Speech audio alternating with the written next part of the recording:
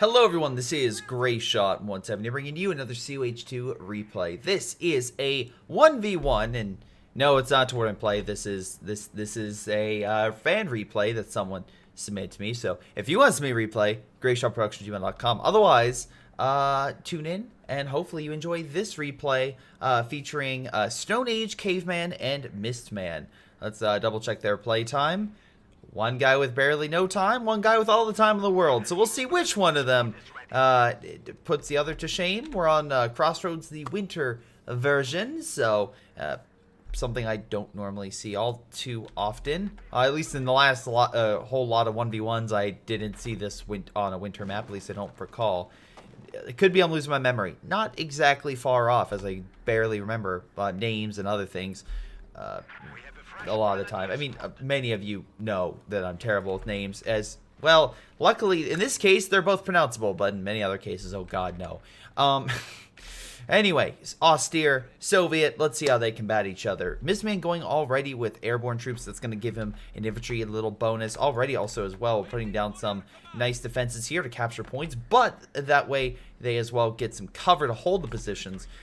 Though, once again, the enemy could use them to their own advantage and keep them off the point. So, you know, not a positive. I would say maybe move it a little bit closer. But then, of course, you have literally a Sherman here as the victory point. So I don't know what you do there. But meanwhile, we have a Stone Age Caveman heading south, double Grenadier.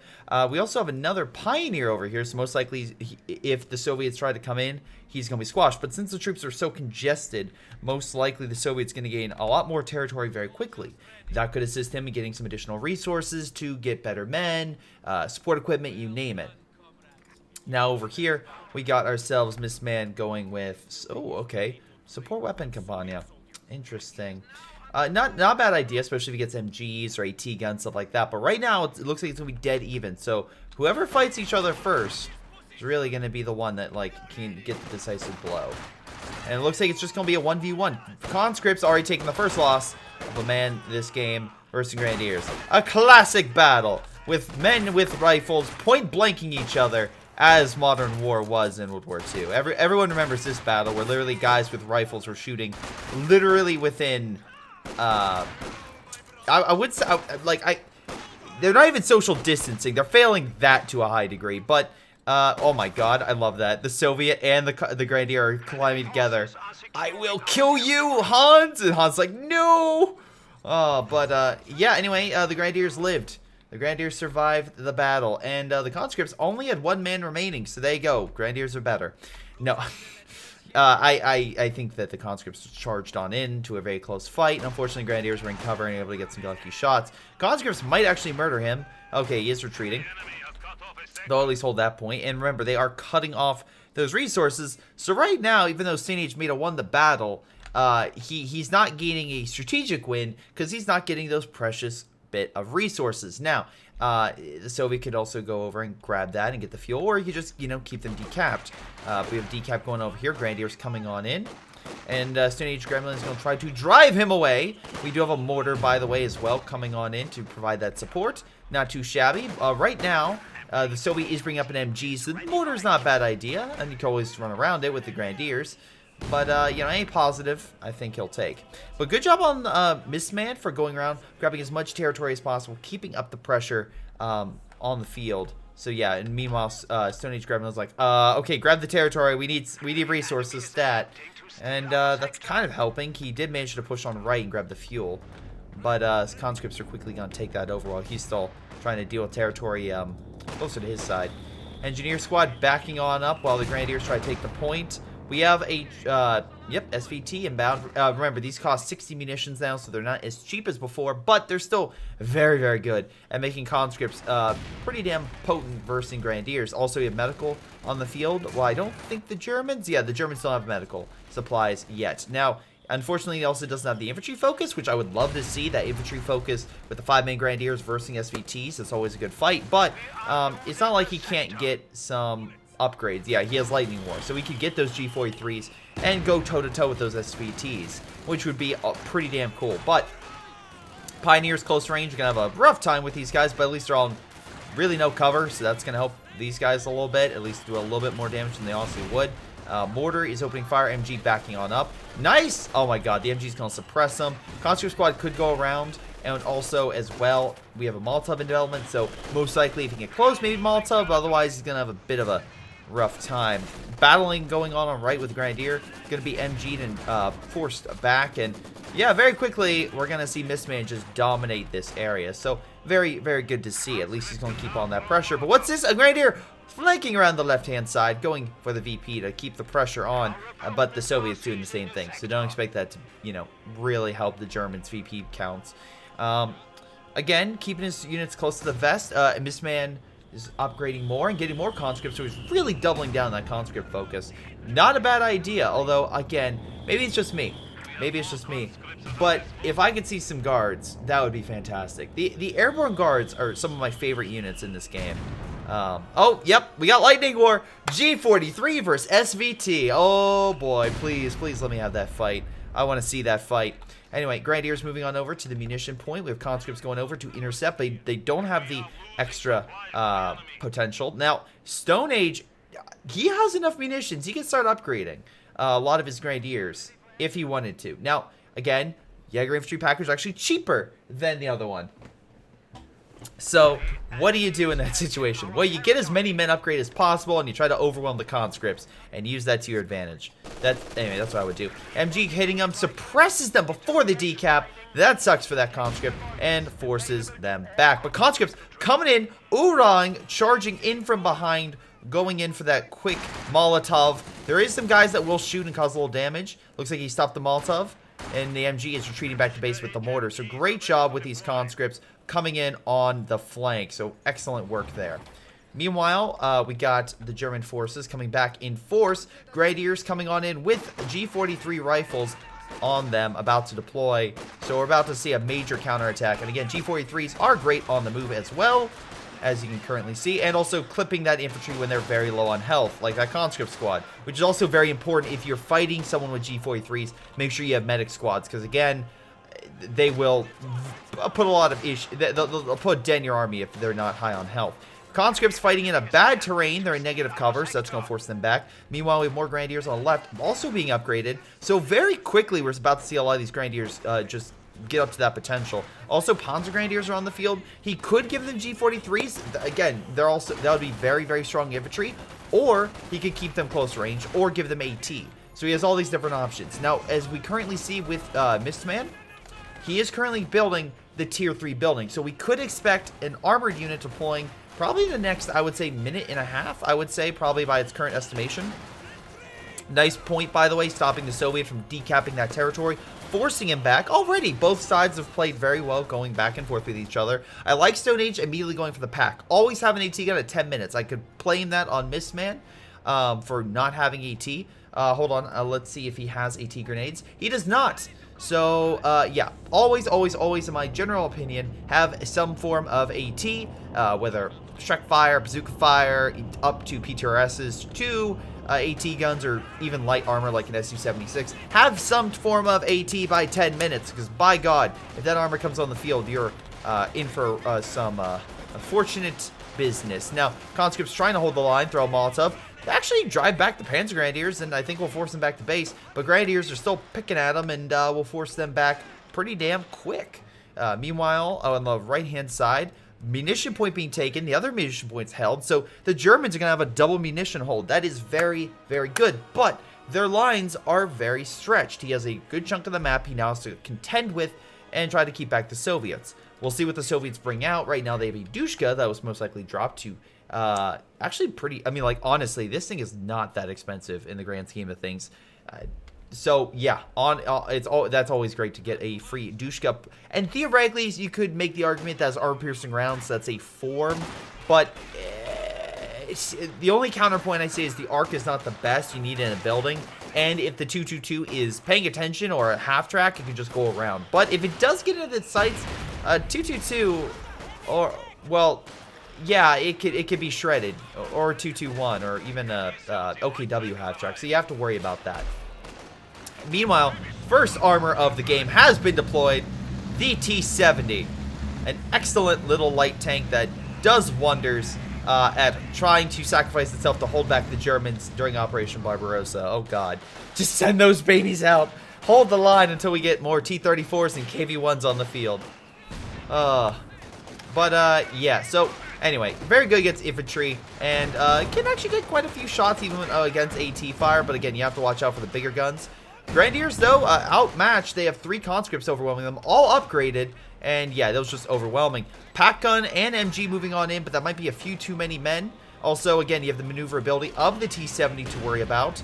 So if this thing can do wonders at its micro, he can circle around, get around the enemy, and hopefully not be hit by that pack fire. Conscripts focusing on the pack, really smart, knock out the AT, while the tank focuses on the MG that could suppress the infantry. Again, could be a better play. Right now, Stone Age needs that support, and what do we see? We have Panzer Grenadiers and Grenadiers moving on in to intercept those conscripts, and the pack gun might be in for a bit of an issue there. It's very low on health, but nice kill on the MG, nice kill on the pack. T-70 still okay for right now, but does have to worry about the Panzerfaust. But conscripts extremely low. The man's gonna run, get sniped. Very nice shot by that, I believe, Grenadier squad with 7 kills, although it could have been the Grenadier squad. Sometimes you get lucky with longer ranges, but he is driving them back. Very, very good. Unfortunately, Stone Age did lose quite a bit of men, although he can just recruit, so it's not a huge loss in terms of, let's say, losing a conscript squad. That's slightly more expensive. But yeah, although I will say losing two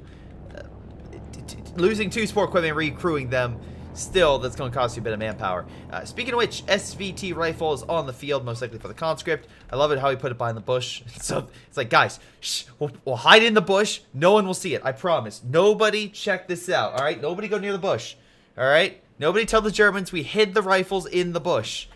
The Germans are like, okay, the rifles are in the bush. Let's take them out. All right, but anyway, we got MG kind of chilling in mid. Actually, kind of curious why he's there, not in the building. You figure the building, specifically because, as we can currently see, the building has windows on all sides, so it can hit any angle. And generally speaking, the enemy's probably going to come in this general direction, so you're relatively fine. If they go this way, well, I think your men would get it. And if they go left, well, they go left. But the point is, you know, you have something maybe over there for recon. Oh, good, we have airborne. Awesome. So Airborne is now on the field and moving on in. And again, why I like these guys, DPs. Not 1, not 2, but 3. They get 3 DPs and they're moving on to the field. So very, very cool. Again, very powerful against infantry and armor alike. And again, has some really nice bonus abilities, such as airstrikes. A very cheap airstrike. Now, it's maybe not the most powerful thing, but it's still pretty damn good to be calling in an airstrike, because the enemy might not know if that's a anti-infantry or anti-armor, and maybe just calling that in could just cause confusion, and it's honestly not that expensive for something that cheap. If the enemy's paying attention, maybe, but just, again, you could use that as a diversionary thing, you could use that to fight infantry, all sorts of little things. Anyway, T-70 is still up there, almost vet 1, backed up by the Dushka. Grenadiers kind of chilling, but they're going to need pack support, and slowly but surely he's bringing it back up. Medic has been called down. He has upgraded all the way to Battle Phase 3, but once again, that could be not unfortunate, but a situation where right now he's saving up. He's trying to build up for the better armor. It could be going for the Panther, but right now what I'm seeing right now is fuel-wise, he's not close. To deploy the Heavy Panzer Corps, I think it's like, what, 125 to 15 or something. It's definitely something that it is not like, it's not like it's just a drop in the bucket. It does cost something to bring it out. So delay that, and then you also have to bring out, you have to wait another few minutes for armor. You're looking at least 5+ minutes before you're getting something. And I'm trying to be positive. We'll see if they get a Panther before 20 minutes. But then what else are you going to get? Are you going to get a Brumbar? I mean, a Brumbar could be good. Right now, he doesn't have a major form of AT. And the T-70 would have a hard time penning. A possibility. Or are you being the dumbass and giving up for the Tiger?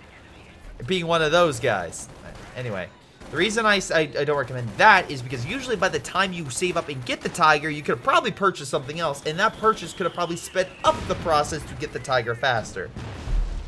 Anyway, Panzer Grenadiers does manage to push back the conscripts and manages to cut off the fuel, so at least the Soviets don't have that problem. They also grab another capture point, which hopefully helps their fuel problem right now. T-70 pushing on in. The Soviets really need to keep the pressure on, well, Stone Age if he wants to win. But we'll see what Mistman brings to the table. Right now he has conscripts on the left. Oh, and the DPs. If any sort of armor goes over there, it's definitely going to have some issues. Does he have AT grenades yet? Okay. So, yeah, he's building the base now. He's at 173. So I said he wouldn't get anything by about 20-minute mark. Okay, maybe I was completely wrong. Again, I'm not the accountant. That would be 151. He is the accountant. Just an example of Greyshot bad at math. Anyway, what I'm good at, though, is penetration. And we can see here that Pack 40 is definitely doing some decent penetration shots. Oh, God. Oh, God. I'll just keep digging that hole. Just keep digging that hole, Greyshot. Anyway, point of the matter is, light tank, Pack gun can pretty much penetrate it. Except maybe sometimes the T-70 can dodge, but it forces it back. Meanwhile, the Soviets build their own building, so we could see something very, very soon in terms of some Soviet armor on the field.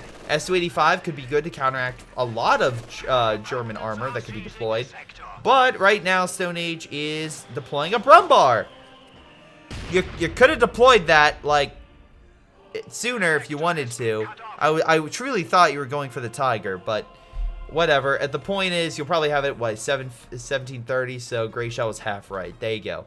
Anyway, unfortunately, a lot of Soviets died, and Grenadiers doing pretty well overall on kills. Right now, averaging 10 to 15. Even the Panzer Grenadiers have a few here and there, but the other squad did die. The conscripts hovering around 3-ish, 7 for the best. And we have a T-34 on the field. Okay. Again, the one thing they have to worry about right now is territory. It's not looking all that great. Nice rifle grenade. Gets at least some of the conscripts. Conscripts now being torn apart. But what's this? The DPs come in and start shredding those grenadiers. Also nice Molotov. The question is, can they kill the grenadier on the retreat with those DPs? They're taking shots on target. He's very low on health. He's still running for it. And he makes it around the corner and back to base. So he made it into the safe zone. Or it's the safe zone until the enemy brings tanks. Then it's no longer safe. German troops are pushing on left while the Soviets are pushing still on right. The Brumbar's trying to navigate its way through this. I think it's having a bit of an issue there. I think it, you know, just a small one. Grenadiers are taking the point with some, yeah, they're taking it. Can they get the fuel back is the question. I mean, it could be a not bad idea if you can, you know, get enough fuel for armor out sooner. Grenadiers try to do their best. Rifle grenade firing. Great shot. Can he go for the kill? G43 firing. Also, he's calling in the airstrike. Suppresses. That might have actually saved him. The suppression might have allowed... Oh, wait. MG opening fire. Can we get a kill? God damn it. Soviet lives another day. T-34 engaging. Brumbar is going to need to do a lot of work to reverse that. And also, Panzer Grenadiers on the other side of the bloody map. He did Panzerfaust, but one Panzerfaust is going to do all that much. Where's your pack gun as well? Pack gun is just chilling. All right. Fun fact, move your pack gun over to guard the Brumbar. Maybe move that up to engage a T-34. That might be a good idea. Also, Mistman is not... he probably got it because, again, T-34 is a Ram. Ram combined with the nice little airstrike over here can pretty much take down a lot of very, very powerful German units very quickly. So that's something you have to worry about. Soviets don't mind losing armor if they can take down the Germans because usually they're way more expensive. AKA compare the cost of a Panther to a T-34 and I think you understand like, oh, do an airstrike with a T-34 and you kill a Panther or a Tiger? Huh. Man, that's a lot of resources. Germany just pumped into something that immediately died. Although, to be fair, I think the... Oh, God. I think the third ship of the Yamato would have been, like, the prime example of putting all the resources into this supreme aircraft carrier that once was a hull of a battleship and then immediately within, like, 3 weeks dying to a submarine. Just great job there. But, anyway. Soviet forces moving on in to capture territory, once again cutting off the fuel, which is going to delay Stone Age from getting anything else, but looks like he's getting a pack gun to reinforce. Brumbar engaging, and actually does quite a bit of health damage. Overall army size still pretty comparable, but I think the Soviets have a smaller edge in total of what he currently has at his disposal. Nice shot with the Brumbar. We have an airstrike coming on in. Oh my God! Fun fact: it's not the anti-infantry one, but the Brumbar does not carry. He only lost about a third of his health. Oh no! Oh, God.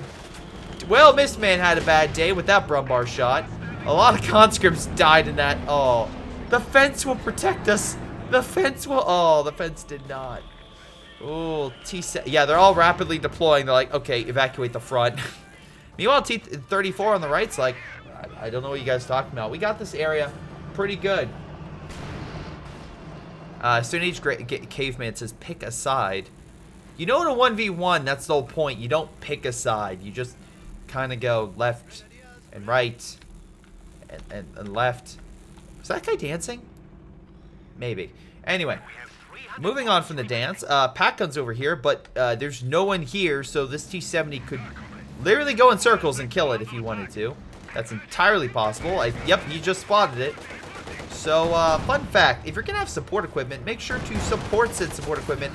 Otherwise, your support equipment, left unsupported, is going to be, well, brutally destroyed. So, great job there. Anyway, driving them back and making them retreat back to base, T-34 comes in, and most likely Soviet forces will capture the right.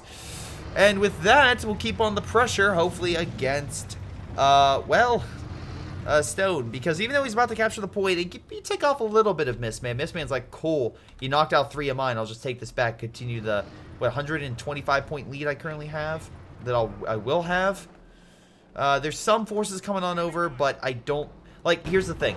Oh, nice shots. Okay, Mistman's at least smart enough to be like, all right, no support equipment left behind.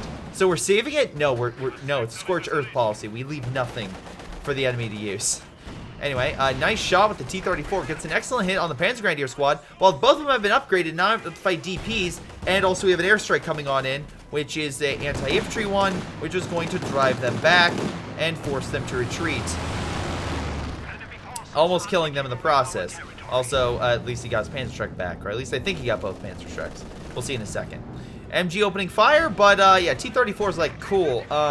You kill armor piercing rounds, I just don't care.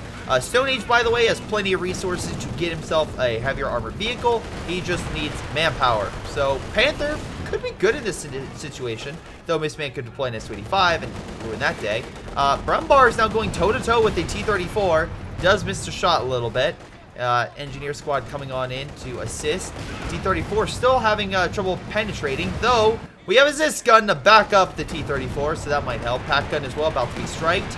Actually, the rockets hurt the pack a little bit. T-70, 11 kills, and T-34 gets an excellent shot on the Pack 40. Brumbar being forced back.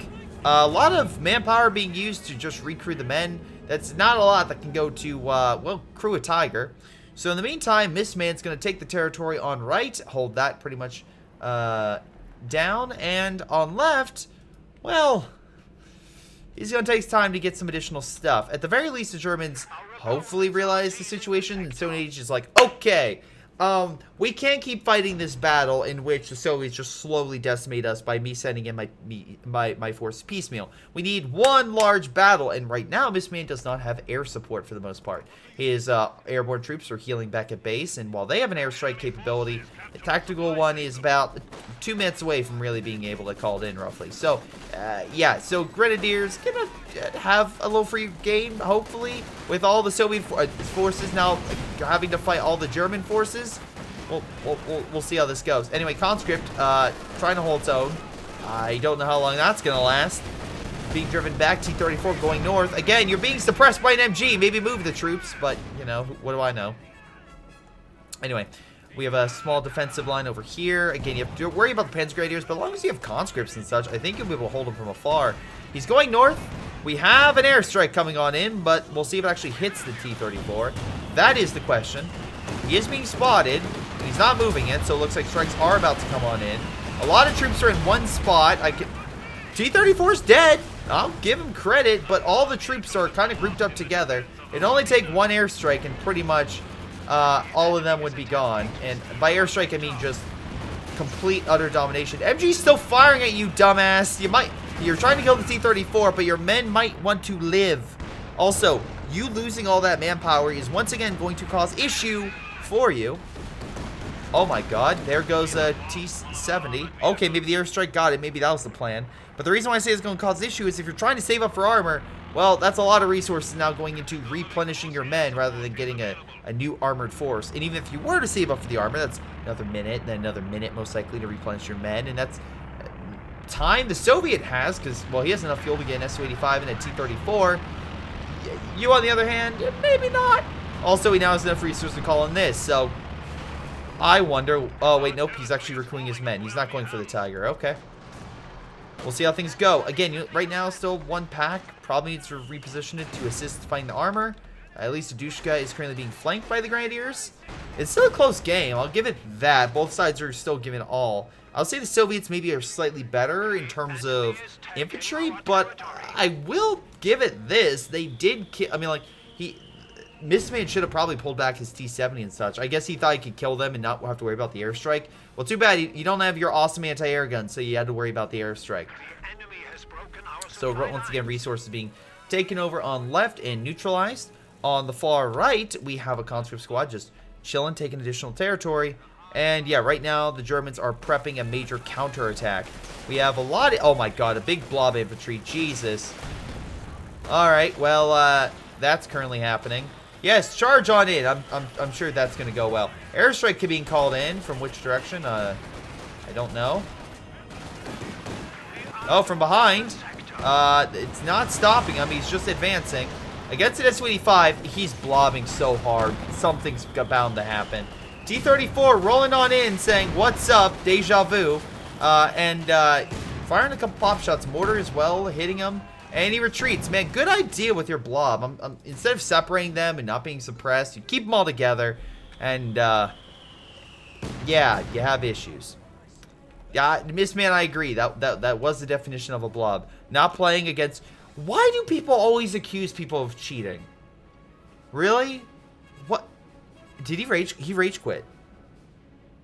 You oh my... You are... Oh my god.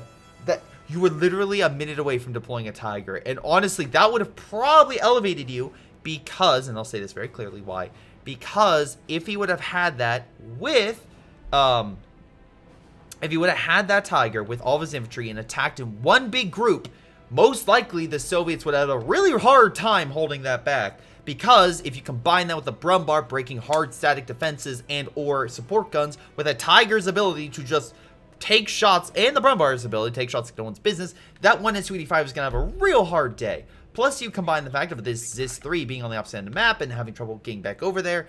It doesn't matter where he hits. Hopefully, he can demolish them, push on forward as the Soviets are spread out. Once again, covering a large chunk of territory. You break on through. You destroy a main good Soviet group. He might replenish some things, but he may not. Or the Soviets could have beat him back, maybe with a T-34 against the Tiger. But there was no cheating involved. Unless I'm mistaken, you literally charged a bunch of men into a machine gun. That's World War I tactics. World War II. Oh my god. But yeah, lo and behold, Mistman wins this. And again, rank doesn't matter, at least on playtime. But most damage goes to Mistman. Kills those Stone Age, and that makes sense. I mean, you kill more models. But point of the matter is, good solid unit preservation overall. Although Mistman, I think, pulling back armor could have been a better play in terms of keeping them alive. As well, maybe getting a cheap anti-air gun. You could literally hide it in your base, but it will shoot down the planes, and you could always provide it, like, anti-infantry support and covering territory, but it will shoot down the planes, that way you don't have to worry about those airstrikes anymore, at least after the first run. Also, Mistman, good job with your airstrikes. I was kind of like, you know, the Vet 1-1, it's okay. You actually did pretty well. It helped suppress, and with the MG support, they couldn't really gain much. So, not bad. Not bad whatsoever. And I think it did kind of mess with him, causing that strike, and then also the IL-2. He's like, which one's this? But, yeah, good defensive play, good territory grabs. You definitely did a really good job in that regard. Stone Age, I don't understand why you thought he was cheating. Obviously, that wasn't the case. At least I didn't see anything majorly, or, like, units being duplicated or something like that. So it's always one of those things where it's like, I never understand people when they call other people out in a certain environment. But hey, that's what happens. Now you may be thinking, well, Greyshot, that's it, that's the end of the replay. Well, I'm done, I'm out. I mean, like, obviously there's nothing left, but oh, you would be wrong, good sir. I got something special for all of you. And also imbalanced teams. In bad team. I mean, I don't know. He might be right. That's a fair point. We are not thinking about him in that entirety. Let me double check. Playtime. No, these guys are all between like second half. I'm sure that's.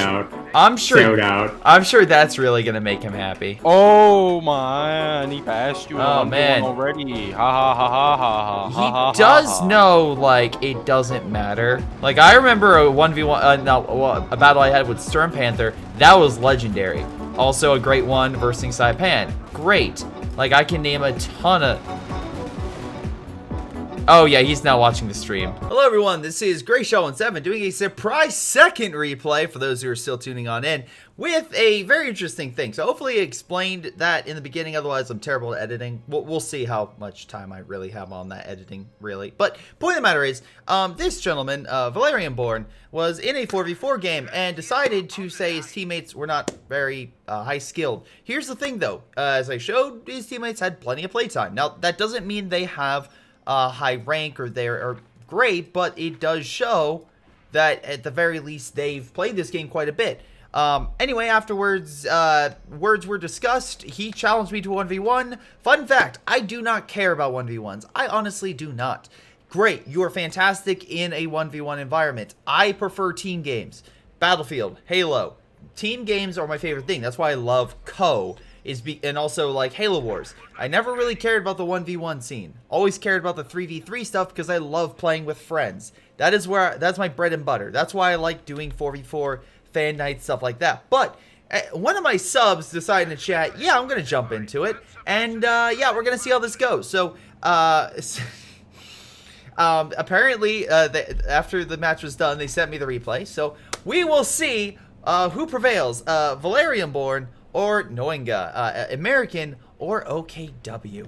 Meanwhile, the American is pushing on the right, grabbing 2 territories. Meanwhile, Stern Pioneers lying in wait. We have a Kubel and a Volk squad looks like trying to push on in.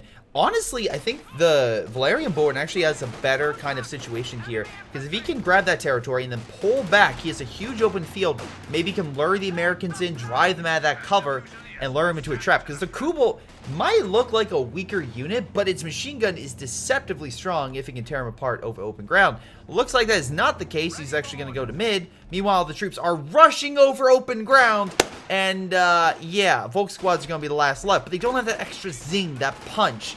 They don't have the rock to their beetles, you know, that kind of situation. Powerpuff Girls reference for you. But point of the matter is, yeah, Volk squad can have a lot of trouble here against the American Riflemen. We right now have 3 squads capturing territory. Nice, actually position with the Kubel going to cut off territory. So Valerian sees this as a situation where it's fine if I lose this point in order to cut off all the territory that that rear echelon and American troop is currently, like, all that territory he's grabbing. Problem is, more riflemen come on in and we'll recap that. So it's only a very minute loss. Again,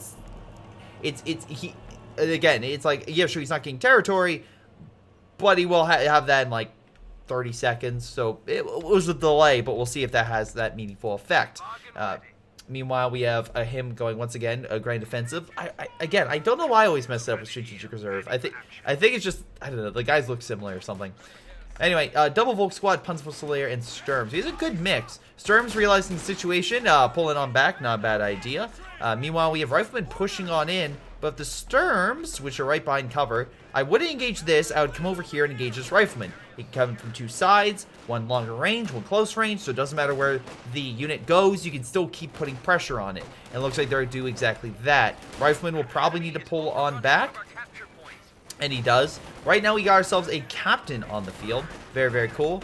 Again, we could see a half-track. We could see ourselves in a T-gun. Not a bad idea. Again, if you want to keep the pressure going against Valerian Born. Now, again, it doesn't matter what he picks there.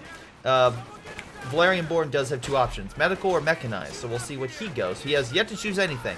Stern Pioneer's trying to get some extra kills right now. Unfortunately, he is... well, low on health, and he's not able to. Punzful Slayers get in the building, continue the pressure, not too shabby. Unfortunately, no picks, even though the riflemen are dangerously low. We do not have any medics, so that's actually going to be a little bit of a detriment, but maybe that's something he's fine with, because right now, American forces are actually decapping the German fuel. So while Valerian won that battle, strategically speaking, resource-wise, America is showing what one of the reasons they won the war, because they literally owned all the they owned a huge portion of resources, or had access to them via the British. Oh, god damn it. Anyway, the Americans and the American force over here are pushing him back with the captain and rifleman. Equipped with a bar now, so again, Panzerfusiliers or something needs to upgrade. Unfortunately, still no truck. It's close to 5 minutes in, man. Alright, but, you know, he's gonna get it. Unless he's going mechanized. That could be interesting. Not a bad idea if he gets a Panzer II out right now, because he would essentially dominate. And as a certain group of people know, I usually try to get Panzer II by the 6.5 minute mark. So, not a bad idea. Incendiary going off, try to help win the battle. Fortunately, not the case. Actually, oh my god. Captain saying, no, you don't escape. He's actually stuck with the cover, and they just execute them. Oh my god, he's surrounded. That poor man. He had nowhere to go. Oh, well. Anyway, that's I think the first squad lost in this game. Even the Kubel survived longer. Good job, Kubel. Meanwhile, territory being captured on the left because path of least resistance right now. American forces are still something to contend with, but they do have lower health, which might give Valerian-born at least somewhat of a chance here, because if he can engage them, that would help. Now we're wondering, well, Greyshot, what about his troops? Well, he could heal them if he wanted to with the Sturm squads. Again, they can deploy a medical, so if he needs to drop medical supplies, he absolutely can. Instead, he's going with a combat package. Okay, he's getting a Panzerschreck. I mean, look, not a bad idea, not at all, but I would rather get an AT gun, honestly, than a single Panzerschreck. Yes, a bar is very good as infantry, but with armor, it usually takes a lot of Panzerschrecks. So, yeah, it's a slightly different scenario. But you do have a half-track as well coming on in. Maybe it'll play a factor. Nice incendiary, by the way, but the Americans just go through the back door and head on out of the church. Meanwhile, Stern Pioneers forced to retreat from the riflemen. So the left side is slowly being put up in pressure as the Americans capture what's left of the right. So they're now moving into mid. Resource-wise, the Americans, knowing is definitely doing better. They're putting a lot of pressure, up to 4 kills now, up to Vet 1. So if they were to deploy something, now the Americans do have a slight form of AT in form of an AT grenade via veterancy. Half-track is also being deployed, could definitely do well at range. But I'm assuming just by the positioning, it's more of a half-track that he can deploy. Again, he has medics troops coming on out to heal his men, which is fine, but he's slowly losing the advantage he currently has, and that's not going to help. If the American forces continue to put pressure on him and just start wear and tearing his men, then he's just gonna be starved of resources. As the Americans, I love it. He's like, I'll capture mid, and then knowing is like, cool, I'll capture left. There's nothing stopping me. But he is capturing the fuel, so that could be a nice win if he can get double fuel. Unfortunately for him, an American half-track's about to come on saying, hey, what's up? And just start shredding him. Now, again, very good against infantry, planes, and also with some of the rounds, light armor. The Volk squad just went for the decap there, enforcing him back. Not bad. At least he got there in time. And also, we have rear echelons retreating as well. Most likely from Panzerfusiliers, right? I assume? Yep, although they're very low. So it looks like a lot of his men is currently retreating in need of repairs. Or heals, not repairs. Oh, the Kubel got repairs. Good. Yes, the Kubel. The almighty Kubel will be deployed. American forces, though, have one trick up their sleeve. So while we do have a Panzerschreck for a Sturm squad, we have a lot of bars for the Americans, which, by God, if you want to shred the enemy, get your local bar. And oh boy, yeah, these things are very, very good at shredding a lot of German forces from medium ranges and even close ranges. So the fact that, oh, wait, I'm sorry, does he have 2? No, he just has 1. I thought he had 2. I'm like, what? But no, he still has 1, but that will still put a decent amount of pressure on Valerium, whose troops have not been upgraded yet. He doesn't have the resources for it. He does have a munition point, he still just doesn't have enough general pieces of territory to grab it. Kubel, no! Oh my god. Oh my lord. Oh my god. That's how, that was horrifying. Just got executed. Wasn't even funny. American forces going for mid. Right now, the Noinga's continuing to put pressure on the Volk squad. And Panzerfusiliers are pushing on in with Volk. Again, not a bad idea. You definitely outnumber him, and he's in now no cover. Good job, though. Noinga realized the situation, goes in to close the gap. Grenade might be actually good because he's all grouped up. But looks like we have an explosive barrel going off. Unfortunately, the firepower of the captain really showing, just shredding the Panzerfusilier squad and forcing him back. Another one's coming on in. He might try to go for the kill. Luckily, there is a second squad there keeping the Panzerfusilier from being wiped. But American forces are slowly getting not only bars, but veterancy. And fully vetted American troops with bars is nothing to sneeze at. Luckily, we do have a form of AT, right, just slightly after the 10-minute mark, but it's close enough. I'll give it to him. Unfortunately, the Sturm squad did die somewhere, so that's unfortunate. Grenade being thrown doesn't really get the kill, nor does he have the firepower to finish off the squad, I assume. Wait, maybe not. Volk squad could? No, they're not. Okay. All right. Anyway, AT gun moving on in. A half-track as well. Possibly going to slowly suppress and keep the enemy from moving on in until American forces coming on in. And, oh, look, they have a rock, so they can just, you know, hide there. He also, once again, went with urban assault. So, in case you're wondering why that's a big deal, well, they kind of learned from the Soviets and decided, oh, look, we can make some these things called Molotov cocktails. Oh, God. Although, to be fair, the Soviets learned that from the, oh, God, the Finnish. I don't know why I couldn't think of the Finns, but yes. I believe the Finn... Oh, no, wait, was it the Finns or the Spanish? Damn it. I think the Spanish thought of the idea. I think the Finns used it in mass, though, if I recall correctly. I could be wrong with that statement, but if it... I could be very wrong, but I believe it was called... It was... The prototype of it was in Spain. The Finns used it, though, during the Soviets, and they called the Molotov cocktails an FU to the Molotov, which was the foreign representative of the Soviet Union, or like the, oh God, it's a foreign spokesperson that eventually Stalin would later try to kill, but then he died, so the guy ended up living. So weird set of circumstance, also treaty stuff. But anyway, Sturm Pioneers charging a half-track. Might have been better if you had a Volk squad instead, but okay. Barely alive, managing to get the hell out. Misses, and now Ryashalon's equipped with bazookas. And from what I saw on the left, yeah, you have Rangers now, which is a huge no-no. Oh my God, just Volk squad being executed before he gets back. So great kill right there on the wipe. And yeah, right now Noinga is currently being strangled. To be on, sorry, Noinga is strangling Valerian-born. That's a better way to say it. Now, Valerian-born is getting another Sturm Pioneer squad. I'm not entirely sure why. It's not the fact it's not a good unit. It is, but I don't know why you're getting it in this current situation, because are you trying to... Well, good kill on the Major, I'll give you that. Oh my God. So at least that Panzerfusilier squad got that. Also, nice job using a T-gun to remove their cover. But once again, they're not great at range, and right now you're versing a whole army that's literally range-based. So, yeah, that's kind of an issue right now. The Americans can literally out-DPS you from afar. Sure, Sturm Pioneers are good, but I don't know. Panzer's headquarters going on out. He does have enough to upgrade it, so he could grab territory. The problem is he needs to hold said territory.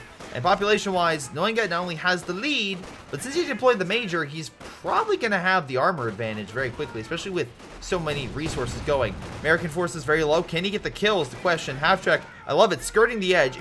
I always find it very difficult to control this unit, because it's like, KO2 pathfinding's not the best, and having a unit that's predominantly backwards facing in its attack just kind of screws with you a little bit. But he's doing a very good job, and also repairing the locals to the front, but I don't think Valerian-born is really going to be able to get closer. Molotov being thrown, removing him from the heavy cover, and now the riflemen can continue to shred the German infantry. Meanwhile, we do have a small push by Noinga over here. Sturm Pioneers doing what they can, but I'm assuming if he had the ability, he would throw a Molotov into the building and burn him out.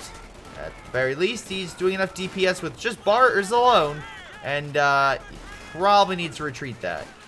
He did not retreat. Oh my, yep. He's losing a lot of men. This is a situation where it's just like, you may just want to pull back. It's like, okay, you can't win the fight. Just pull back. Anytime. Pull back. You can pull back anytime. Okay, and this is also a situation where it's like, okay, you're charging, but can you win that battle with the Panzerfußler squad? Maybe the idea is get this operational and then it hits it and maybe you kill him? That could be something. Absolutely. And it does, so if that was it, hey, good use. Unfortunately, the half-track is still managing to be in this fight. And, yeah, it's now being healed as it takes the point. So, nice little bonus there. Right now, Noinga is getting, or will get double fuel if he can capture it in time, which I assume he will. He has a VP point lead that is very, very substantial. So, Valerian Board's going to really need to pull out the stops. So, of course, you get yourself a Kubel. 15 minutes in, and Valerian's like, guys, the ultimate armored weapon. I will deploy the Kubel.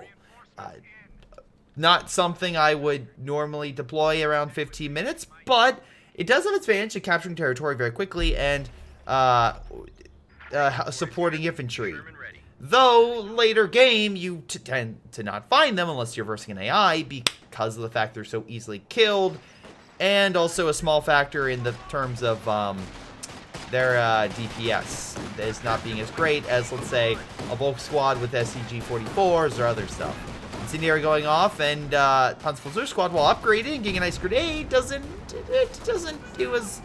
I mean, it is not able to hold. So this the other American squad's just like, cool, I'll go decap the point. Volk squads, they're being supported by an AT gun versus infantry, which is good because that'll keep the armor back.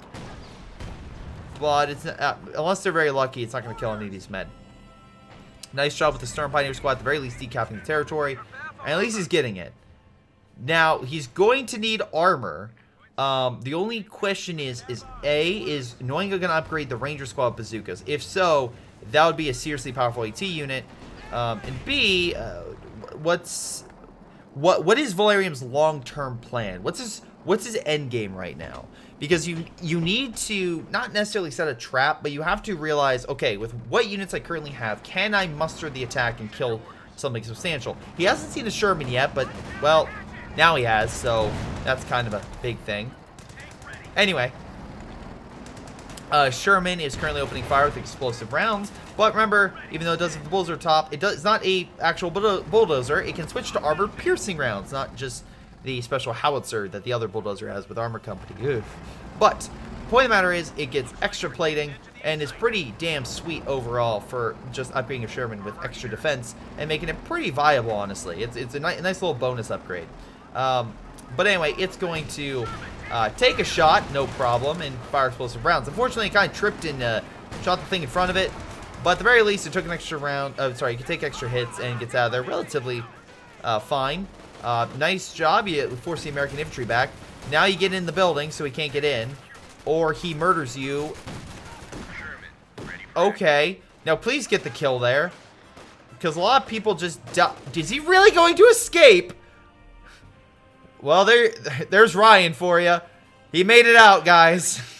He made it out. Anyway, oh god. So yeah, a lot of men died around that corner. Now, luckily, the Americans did have the Panzer headquarters. Well, sorry, the Stern Pioneers had the Panzer headquarters supporting them, so that kind of helped. But yeah, a lot of men died right there, and still Valerian wasn't able to get the kill. Now we have a Calliope on the field. Oh god. So this is bad because in the 2v2 tournament I did, usually they got this to attack the enemy base. Valerian really doesn't have the capacity to keep fighting at this rate if he gets Calliope'd in the base while he's healing. We'll see how this goes. Kubel trying to help. It's almost at 1, and they are pushing on right. AT gun is still pretty far behind though, and then the bulldozer is slowly making its way over to the right area. And it's also clearing the heavy cover because it's a bulldozer, it does not care. But yeah, he's heading over to fight the Germans head-on with American infantry support. Kubel's retreating, so there goes the German armor support, but I don't know how much support that can actually give. Calliope's also right behind them, so he can point blank these guys if he sees a major blob or force. I think have an idea where. Oh, wait. No, explosive round gets him around the corner. He's on the retreat now. You also got 2 of the Sedan squads, which, yeah, that's good. You got some great upgrades right there. Unfortunately, this thing is going to shred. The AT gun should have been brought up a little sooner. And, yeah, forced back.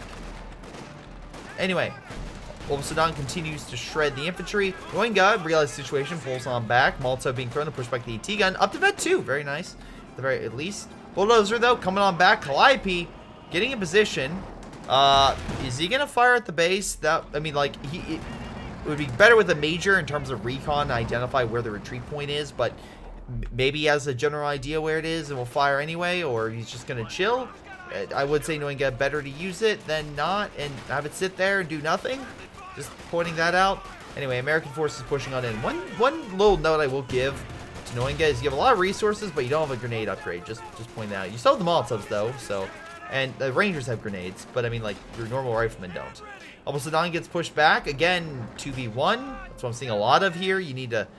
I'm not saying you need to group up men in the blobs. We saw in the last replay, and it did not work out. But what I am saying is that maybe just have support. Oh, God. Well, at the very least, you dodged. Nope, mostly. But these mechs are like, we're fine. We're fine, guys. They just run over through the mist. He has 1 VP, so he's not bleeding profusely, but he's still bleeding to death. So, Valerian Born needs to deal with this armor. He has an army that is not huge. And, yeah, really needs to start getting kills, because... Oh, there we go! That could be one right there! Alright, Sedan, get him. There we go! 1 American force is dead. That's what I'm talking about. Okay, comeback starts now. Half-Track comes in to avenge their fallen brothers on the field. And, yeah, he's going to shred that Sedan. Now up to 10 kills. My God. American forces, by the way, are averaging about 12 kills, roughly, with the captain at 15 and the Rangers at 4. Oh, now 6. So not too shabby. Sedan moving on in, but once again, by themselves. Half-Track can put pressure. Captain getting the building and put pressure. Right now the bulldozer's over there and he's getting healed, so at least if, oh my God, if the Panzer Slayer could have get close enough to grab it, that would be incredible. Unfortunately, the Rare Echelon squad's there, so I don't think he would be able to, but that would be big. Now here's the problem, we have Panzer IV coming up. Now this is the Panzer IV with better armor than the base one the Austere gets, but he's versing not just one Sherman, just mind you, another Sherman, plus a Calliope and all the American infantry. Now you may be asking, well, Greyshot's a Calliope. It doesn't do much against armor. Yeah, I did a video showing how the casing rockets versing armor. That kind of showed that, yeah, rockets do quite a bit. Wait, Half-Track was knocked out by a mixture of the AT of the Panzer Slayer and, wait, I think it was a mixture. Or no, it's just the AT gun just shot to death. Win! Nice grenade, though. Better with the grenades later on. Very nice Valerian Born. And the American forces are still going to push back the Panzer Slayer, and the AT gun's still there, so at least if armor comes into support. Meanwhile, Panzer IV is coming on in. Bazooka team just laying them up. If the Americans are close enough, they can AT grenade it. The Shermans, I believe both have, yeah, one of them has armor piercing, one of them is explosive. Nice shot on the Volk squad right there, forcing him back. And yeah, Panzer IV is going to need those heals. Unfortunately, he lost all the Sturms, so I don't know how he's going to heal it. But he needs to heal it. Meanwhile, Calliope is firing point blank and, well, definitely drove off some of the men. Some very, very high-level men. Shermans are en route. Panzer IV backing on up. Luckily, there is an AT gun here. It's a good trap. Unfortunately, I think the Germans are just not well equipped enough to fight said. Oh my God, just executed. Right now, dropping smoke. AT grenade. AT gun needs to direct fire now. He's doing that, but he unfortunately missed the shot. Infantry's still there. Panzer IV still fighting. Unfortunately, they have the bulldozer front, so they can take a hell of a lot of hits. And by God, they took a hell of a lot of hits. The 50 cals are shredding the remaining German infantry. Now he switched to explosive rounds, so they're just going to demolish things. This AT gun's the best thing they have. Flak defense are now coming into effect. Trees flying in the air. Great shot with the AT gun. Might be able to kill the Sherman.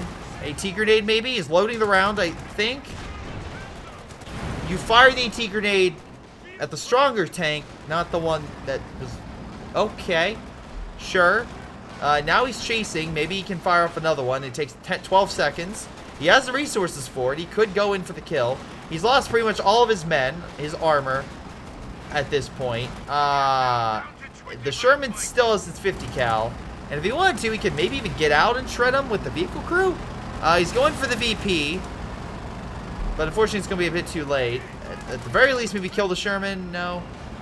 Okay. Calliope is going to fire point blank, isn't it? No 50 cal got it. Why are you saying you're still better? Oh. Manners matter. You're not being a manner if you just called the man a loser. Unless my vocabulary has changed, I don't think that is proper etiquette. But I could be very wrong. Let me know down in the comments below. But this is a great example of challenging someone to a 1v1, me not caring, someone then accepting that invite, and then literally strangleholding you. Saying you're very good is one thing. Literally the enemy losing only 9 VP points as they literally strangle you and slowly take over the map is another. Noinga had better infantry overall. Valerian Born had some good grenades here and there, but like overall with better planning, better execution, better map control, better armor, like fights and stuff like that, it just seemed Noinga was a way better player in terms of everything I just saw. I mean, double check damage. Yeah, losses definitely more, again, more kills than Noinga. Damage-wise, Valerian got more, but that's also because, well, Valerian had more armor to damage. There were more Shermans. So, yeah. Also, weird choices like the Stern Pioneer with the PyroShark instead of getting a Raketenwerfer or like something like that for long range. Double Stern Pioneers as well. Getting all these random troops instead of like, okay, almost a Dotton or going with Panzerfusiliers. Like, what's the game plan right now? And also map control, because that allowed resources for the bars and the rangers and everything to be upgraded. I mean, like, dear lord, they did work. Now, you did get some good squad wipes on Noinga, and I think that was more, sometimes we're a little luckier, but overall, you definitely got some good hits, and you definitely pushed them back. But I think Noinga did a way better job at owning the map and keeping you pinned, if I have to say. And no, it's not because the allies are overpowered. That is absolutely not the case. Because, oh, wow. Yep. So, best unit, by the way, was the T-Gun 66,000. Noinga's best unit. Hold on. Let me switch on over. For whatever reason, it doesn't want to switch. And, yeah, okay. American Rifleman, 40 kills, 1 death. And, wait, how many units did Valerian Born lose again? Just to confirm. 2 Panzerfusiliers, and almost a Dotton, and 2 Volk squads, along with, what about the... Oh, 3 Sturms. Okay, so he built 3 additional Sturms, and 3 of them died. So, great. But anyway, that's game. So, in general, what have we learned today? One, cheat. If you think the enemy's cheating, maybe review it before calling him a cheater, because, yeah, that didn't happen. And in this game, don't challenge someone to a 1v1 and then say, I'm still better when this thing happens. To be fair, even the pro players lose quite decisively, but yeah, it's just, unfortunately, the pro players that I saw were very, very good at the choices they were making and were doing expert plays. It is literally like watching, like, again, just example, like if this was Dragon Ball, literally the best martial artists going at it, and then I come here and I see a very good player versus a player that is making very weird decisions, and I don't understands what like is going on in the battle, and slowly gets driven back. So just a heads up in the nicest way I can say it. But hey, if I am wrong, let me know down in the comments down below. Hopefully you guys enjoyed this double replay. This has been Greyshot17, and I'll see all of you next time. Hello everyone, this is Greyshot17, and before I go, I want to give a special shout out to Patreon supporters Milam, Joey G240, Anton, Bishara, Ion, PyroShark, Ace, and Jakub Ocwieja. Seriously guys, thank you so much for your amazing support, especially over the past month. Been through a lot of personal hurdles, but you guys make it a little easier knowing that you guys support me. And same thing with the patrons down below. This has been Greyshot17 and his amazing patrons, and I'll see all of you next time.